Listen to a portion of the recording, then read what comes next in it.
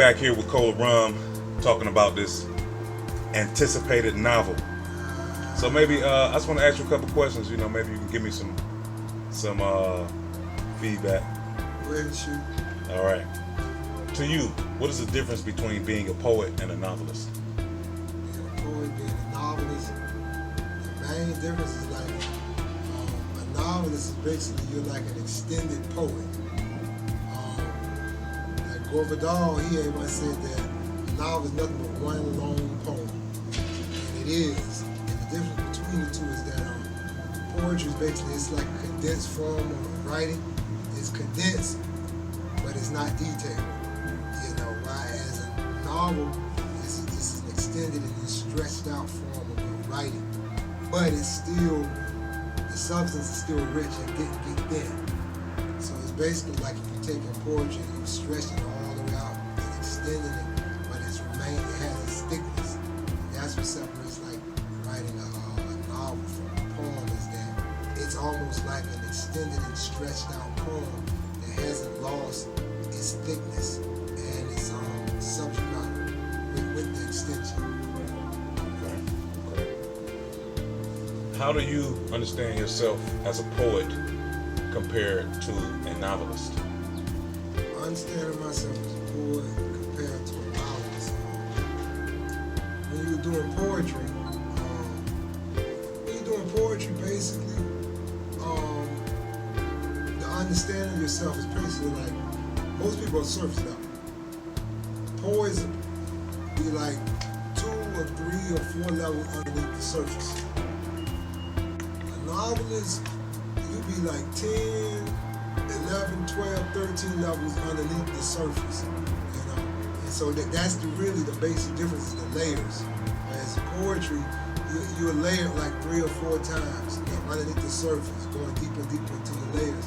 Whereas a novelist, man, you go like 10, 15 levels within a person. You know, that's true. The difference is the layers, the amount of layers that you have to dig into to write. Whereas poetry, you know, and I gained strong, I always respect the novels, but I really respect it now when I came, because you not only is you going into different aspects, it's like you got to understand them also.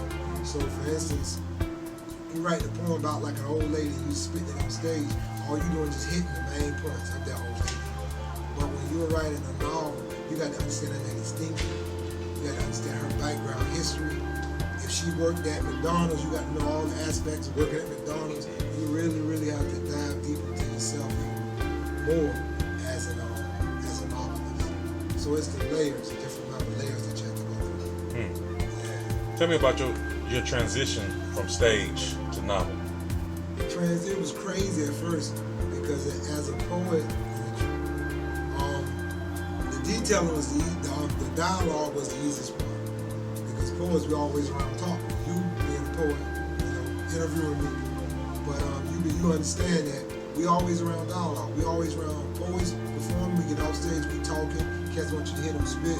So I understood the dialogue part of it. So transitioning to the novel was easy. So I started when I would write my chapters. I would start out with dialogues first because they were easy to me. So that the dialogues and keeping people's attention were the easiest things for me.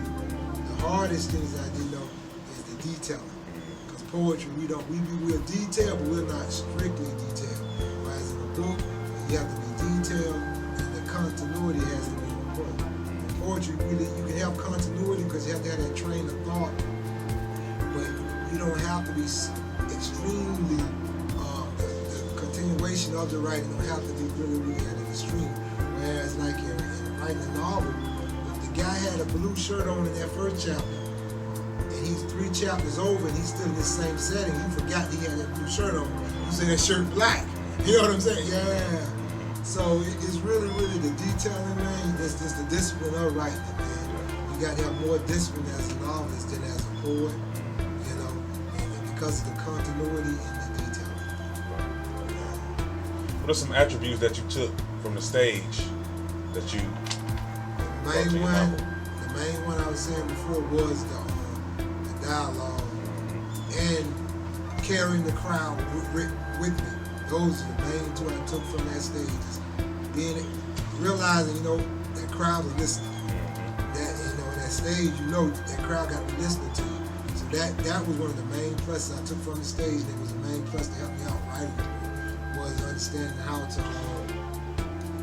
to hold a crowd and understanding dialogue. And that's when I be looking at a lot of garbage novelists when I be reading them. I say they don't understand dialogue at all, because it's like when you read the books, you'll realize I'm playing with language a lot, because language is colorful around us. Everybody in here got a colorful way of talking. A lot of people don't show that in their books and their writing. They don't show the colorful language. But I took that from the stage with me, because I realized a lot of people got crazy ways of talking. And so in the book, a lot of these people talk crazy ways, because that's how a lot of people talk. Do you have a preference? Poetry or writing? You'd asked me 20 years ago, I would have said poetry. But now, preference is writing, because I'm older. And a novel is basically, like I said before, it's an extended form of poetry. Not just extended in its structure, but in time also. It's basically like a more mature form of poetry. And so now, I'm an older guy. Did poetry for like 20 years.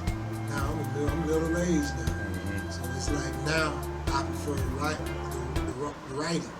Just like when you're young, you love action movies when you're young, horror movies. You don't care about no dramas and no sci-fi.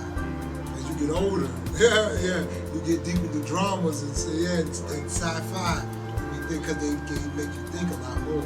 Right. So that's really what I see. What were some of the surprises along the way? Surprise. The major surprise is that I realized, I was speaking to my partner, John Good. What's up, John Good? I said, the major surprise is that I was built for it. And I didn't really know if I was built for it, but I was already doing it. Most writers, they do a lot of reading, and they do a lot of thinking, and they do a lot of writing, and they do a lot of research. I'm the type of cat that I give substance. Like, one time I said, what is the Federal Reserve? So I spent the whole year reading books on Federal Reserve. When you're writing a novel, basically is writing and reading and research. That's what it is. The best novels you can think of, dude, they did a lot of research. And that's why to bring it to life and make it feel real, they've done a lot of research.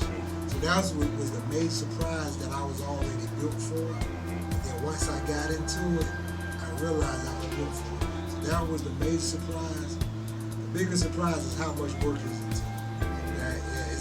Right? You would always hear that, but it almost sounds like cliche to you until you try and write a novel. Once you try and write a novel, we take for granted when we read that first chapter of that guy standing on the corner at night. We take that chapter for granted.